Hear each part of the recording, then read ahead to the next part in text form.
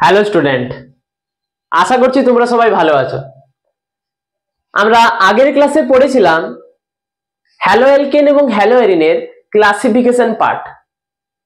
আজকের ক্লাসে আমরা পড়ব ওই হ্যালোএলকেন এবং হ্যালোএরিনের ক্লাসিফিকেশনের সেকেন্ড পার্ট, যেখানে আমরা দেখে নেব ভিনাইলিক হ্যালাইড কি, অ্যারাইল হ্যালাইড কি, জেমিনাল ডাইহ্যালাইড কি এবং ভিসিনাল ডাইহ্যালাইড কি। তো যারা এখনো পর্যন্ত ফার্স্ট ভিডিওটা দেখোনি তারা অবশ্যই ফার্স্ট ভিডিওটা দেখো, তারপরে এই সেকেন্ড ভিডিওটা চালু করো। তো দেখো, শুরু করা যাক। ফার্স্ট আমরা পড়বো ভিনাইলিক হ্যালাইড কি। আচ্ছা, তো দেখো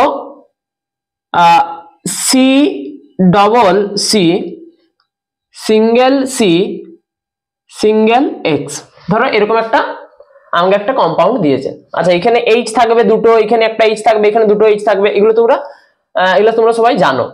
তো দেখো, এই যে কম্পাউন্ডটা আমি নিলাম বা এই যে হ্যালাইডটা নিলাম, এই হ্যালাইডটাকে বলা হয় অ্যালাইলিক হ্যালাইড, যেটা আমরা আগের ক্লাসে পড়েছিলাম। অ্যালাইলিক হ্যালাইড কেন?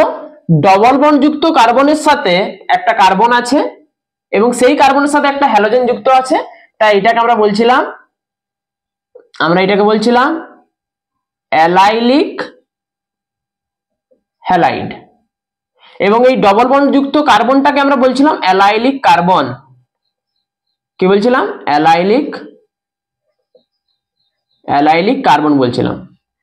তাহলে এবার কোশ্চেন হচ্ছে ভিনাইলিক হ্যালাইড কি। তাহলে ভিনাইলিক হ্যালাইড দেখো, সি ডবল সি তার সাথে যদি ডাইরেক্ট এক্স কানেক্টেড থাকে তখন সেটাকে বলা হয় ভিনাইলিক হ্যালাইড। অ্যালাইলিক কি ছিল? ডবল বন্ড যুক্ত কার্বনের সাথে একটা কার্বন ছিল, তার সাথে এক্স। এখানে ডবল বন্ড যুক্ত কার্বনের সাথে ডাইরেক্ট এক্স, এটাকে বলা হচ্ছিল ভিনাইলিক হ্যালাইড। কি বলা হচ্ছে এটাকে? ভিনাইলিক হ্যালাইড বলা হচ্ছে। এবং দুটো এক্সাম্পল দেওয়া আছে। দেখো, ডবল বন্ড যুক্ত কার্বনের সাথে ডাইরেক্ট এক্স কানেক্টেড আছে, তাহলে অবশ্যই এটা ভিনাইলিক। ডবল বন্ড যুক্ত কার্বনের সাথে এক্স কানেক্টেড আছে, এটাও অবশ্যই ভিনাইলিক। আচ্ছা, যদি এদের সাথে সাথে আমি ডিগ্রি গুলোও বলি, আচ্ছা ডিগ্রি কি করে বার করতে হয় হ্যালোজেনের? ক্লোরিনটা যে কার্বনের সাথে কানেক্টেড আছে, এই কার্বনের সাথে, ওই কার্বন কতগুলো কার্বনের সাথে কানেক্টেড আছে সেটা তার ডিগ্রি। একটি কার্বনের সাথে কানেক্টেড আছে, তার জন্য এর ডিগ্রি হচ্ছে 1। তাহলে ভিনাইলিক প্লাস 1 ডিগ্রি। সেম ভাবে ক্লোরিনটা কার্বন কানেক্টেড আছে এই কার্বনের সাথে, এই কার্বনটা কানেক্টেড আছে এর সাথে আর এর সাথে, তাহলে ভিনাইলিক প্লাস 2 ডিগ্রি। আচ্ছা, এবার আসছি অ্যারাইল হ্যালাইড। আচ্ছা, অ্যারাইল হ্যালাইড কি? আচ্ছা দেখো, বেঞ্জিন রিং, তার সাথে একটা কার্বন, তার সাথে একটা যদি হ্যালোজেন থাকে, তখন এই কম্পাউন্ডটাকে আমরা বলছিলাম বেঞ্জাইলিক হ্যালাইড। কি বলছিলাম? বেঞ্জাইলিক হ্যালাইড বলছিলাম। এটা আগের ক্লাসে পড়েছিলাম। এবং এই কার্বনটাকে আমরা নাম দিয়েছিলাম বেঞ্জাইলিক কার্বন। ঠিক আছে, কিন্তু অ্যারাইল হ্যালাইড কোনটা? বেঞ্জিন রিং এর সাথে যদি ডাইরেক্ট এক্স কানেক্টেড থাকে তখন এটাকে বলা হবে অ্যারাইল হ্যালাইড। কি বলা হবে? Aryl halide. আচ্ছা, এখানে ভিনাইলিক কার্বন কোনটা তো বললাম না, এটা অ্যারাইলিক কার্বন তো বললাম। এই দুটো কার্বনকে একসাথেই বলা হয় ভিনাইলিক কার্বন, মানে এটাকেও দুটোকে ভিনাইলিক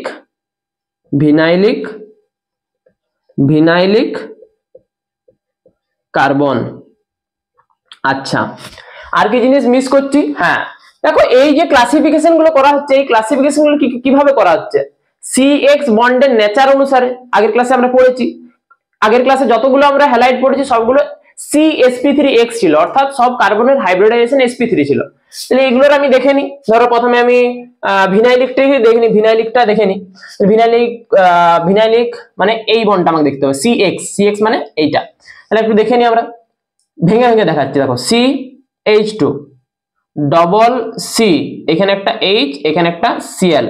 তাহলে এখানে একটা সিগমা, এইখানে একটা সিগমা, আর পাই থাকলে কি হবে? একটা সিগমা একটা পাই। তাহলে কটা সিগমা পাচ্ছি? একটা সিগমা, দুটো সিগমা, তিনটা সিগমা, তাহলে 3 সিগমা। কি পাচ্ছি আমি? 3 সিগমা। 3 সিগমা হলে কি হয়? sp2।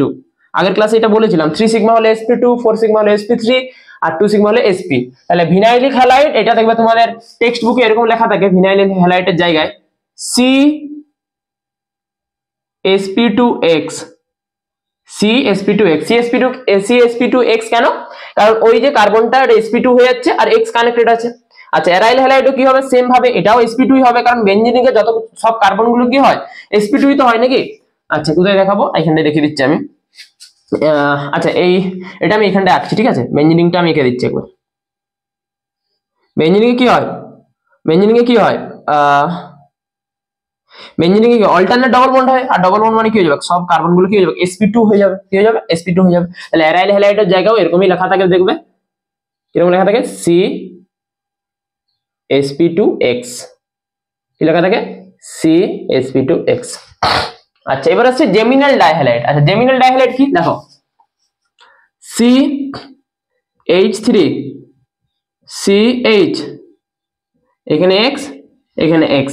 ক্লাসিফিকেশনে তোমাদের টেক্সট বুকের ক্লাসিফিকেশনের উপর ডাইরেক্ট জেমিনাল ডাইহ্যালাইড ভিসিনাল ডাইহ্যালাইড লেখা নেই, কিন্তু কোশ্চেনে দেওয়া থাকে, বুঝতে পারছো, টপিকসটা আছে কিন্তু একদম ক্লাসিফিকেশনে ওটা করা নেই। CH3CHXX, ঠিক আছে, এটা বুঝতে পারছো সব sp3 হবে, একটা সিগমা, দুটো সিগমা, তিনটা সিগমা, আর এইচটাকে আমি যদি খুলে রেখে দিই তবে এটা হবে 4 সিগমা, মানে এটাও sp3 হবে। তো জেমিনাল ডাইহ্যালাইড জিনিসটা কি বোঝো, এখানে হাইব্রিডাইজেশনটা তো মেন নয়, এই একটা কার্বনে যখন দুটো হ্যালোজেন থাকবে, একটা কার্বনে যদি দুটো হ্যালোজেন থাকে তখন সেটা বলে জেমিনাল ডাইহ্যালাইড। আর ভিসিনাল কি হয়ে যাবে, উল্টোটা হবে CH2CH2XX, দুটো আলাদা কার্বন যদি একটা একটা করে x থাকে তখন সেটাকে বলে ভিসিনাল ডাইহ্যালাইড। বুঝা গেল ভিসিনাল ডাইহ্যালাইড। তাহলে আমরা কি কি বললাম, ভিনাইলিক হ্যালাইড পড়লাম, অ্যারাইল হ্যালাইড পড়লাম, জেমিনাল ডাইহ্যালাইড পড়লাম, ভিসিনাল ডাইহ্যালাইড পড়লাম। আর আচ্ছা মনে রাখবে তোমাদের ভুল কোথায় হবে, কোশ্চেন করার সময় তোমরা ভিনাইলিক আর অ্যালাইলিকটাকে তোমরা মিক্স করে দেবে, ভিনাইলিক আর অ্যালাইলিকটাকে তোমরা মিক্স করে দেবে। অ্যালাইলিকে কি হবে, ডবল বন্ডের সাথে একটা কার্বন থাকবে তার সাথে x, ভিনাইলিকে কি হবে, ডবল বন্ডের সাথে ডাইরেক্ট x, অ্যারাইল কি হবে, বেনজিনের সাথে ডাইরেক্ট x, বেনজাইলিকে কি হবে, বেনজিনের সাথে একটা কার্বন তার সাথে x। বুঝা গেল কি বললাম। তাহলে এটা যদি আমি বলি, এটা তোমাকে যদি কোশ্চেনে দিই, বেনজিন রিং এখানে ধরো দিলাম Cl, এখানে ধরো দিলাম CH3, এটাও কি হবে, এইটাও অ্যারাইলই হবে, এটাও অ্যারাইলই হবে।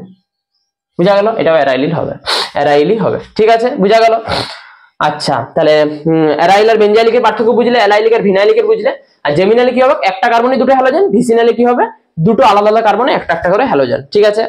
আর কিছু কিছু বলা যায় কি, আচ্ছা বেনজাইলিক এগুলো তো আগে বলেছিলাম, বেনজাইলিক এই জিনিসগুলো তো বলেছিলাম, এই কার্বনের হাইব্রিডাইজেশন কত, এটাও sp3, এটা বলে এগুলো আগের ক্লাসে বলেছিলাম, এগুলোর বলার দরকার নেই যদিও।